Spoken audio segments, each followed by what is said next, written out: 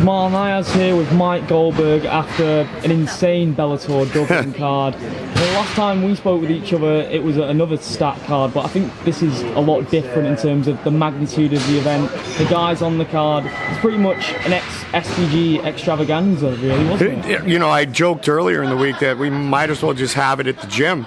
You know, and everybody sleep over John Kavanaugh's house tonight. Yeah. Because they're going to be celebrating. It really was. It was, as John Kavanagh said, the biggest showcase of Irish MMA since Conor fought here in 2014.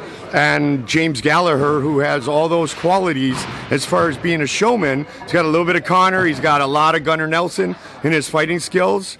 He made everybody leave happy, and it was a magical night. This is a magical place, and MMA over here with Sky TV coming on board with the new European series with 16 Irish fighters now signed to Bellator contracts. It's just going to continue to explode, and so tonight really was about the fighting Irish. Obviously, the card was full of really awesome finishes. The highlight for me was Charlie Ward's left hook. Talk to me about the statement that he put out, because one of the reasons why he was pretty upset is because he wanted to be part of that main card. Well, he did make the main card, and he did make TV because he got rid of his opponent quick in 44 seconds. To me, the best part of the Charlie Ward fight was I was holding my breath next to Big John afterwards. I think everybody else was, because I was looking around waiting for Conor to come running in. I'm going, okay, he's got to be here somewhere. He's hiding under here. Probably a good and then I love, MJ, our guy, Michael Johnson, who was in the whole craziness a year ago. Charlie came up and kind of had a little fun with him. So, relentless Charlie Ward, he did tell John that he should have been on the main card. He should have been on the live TV production, and he was. So you ask, you deliver, and you receive. But yeah, it really was. I was waiting for Conor to come running in so I could say hi to the notorious one. And arguably the people's main event this time round was Peter Queally. Because that rivalry that he's had with Miles Price, goes back a long way, and it was a real personal feud. Was that the result that you were expecting? It was a close fight, and I could see it going either way.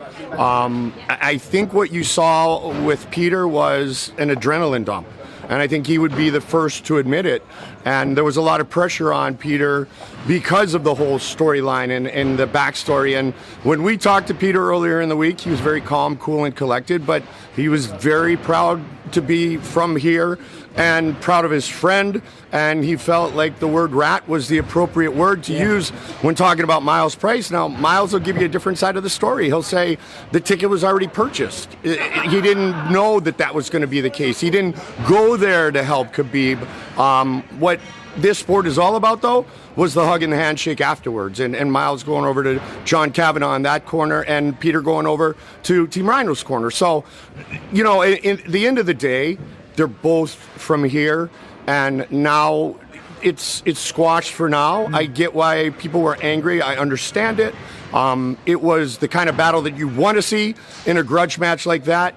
It could have gone either way, but I really do think emotions played in to Peter Queally, especially in that third round when Miles took over.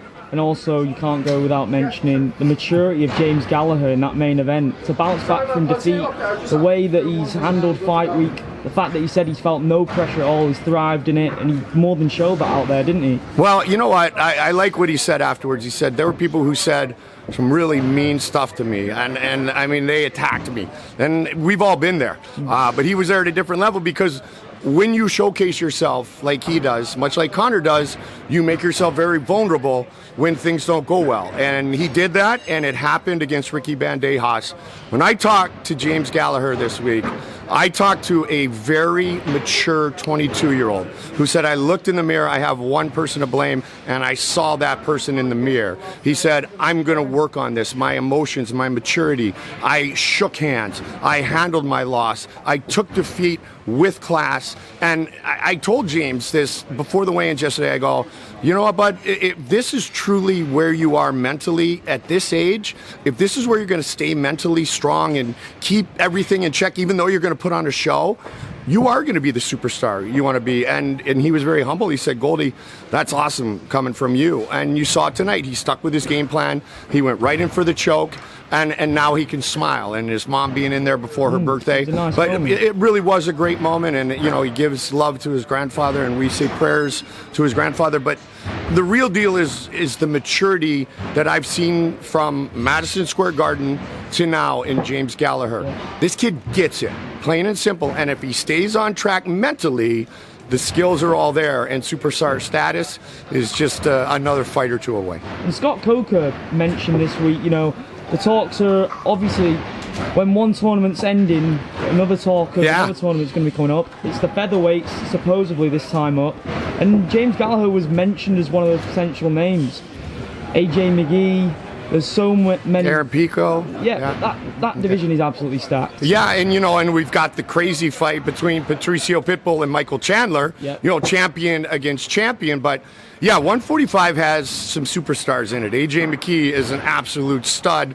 Obviously, Aaron Pico had a setback in his last fight, but there's no denying Aaron Pico's skills. And you can go on down the list. A tournament at 145 would be spectacular. And obviously, James Gallagher would be part of that. Now, if he goes back up, he's been at 135 in his last couple of fights. Is this the right weight class for him? We'll find out. There's a lot of talent at 135. There's a lot of talent at 145. Whatever Scott Coker and James Gallagher decide is a good thing, but James can fight at 45 again. 35 was a tough cut for him. I think that had a lot to do with the result against Ricky Bandejas, although when I asked him about it, he said, not a chance am I going to use that as an excuse. So 35, 45, put the Strabanimal in it and let him do his thing. When you mention those names, McGee, Pico, Gallagher, that is a massive testament for the way Bellator has pushed young talent and put the pressure on them, but put the trust in them to deal with the sensitive occasions, because all those guys are 22 and below, which do not see that sort of trust in other companies at all, do you? Well, here's the deal. You got a guy in Scott Coker who had a small local promotion in San Jose, California called Strikeforce, and he built it from being in these small little arenas with 500 people, then 1,500, then maybe 5,000, all the way to where it was when it merged and was sold to the UFC. And now Scott's doing it again, and he's magical, and he's masterful at what he does. And he's got a guy, he calls him his secret weapon, and Bob Cook, Crazy Bob Cook from AKA, who helps to spot that talent. Our matchmaker, Rich Chow, does a wonderful job. Scott Coker knows how to build a promotion.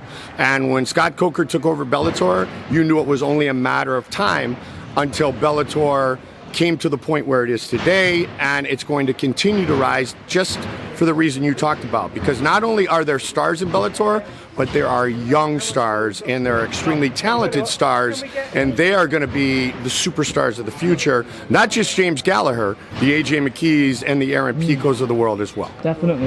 Well, thank you so much for your time, Mike. It's always a pleasure speaking to you.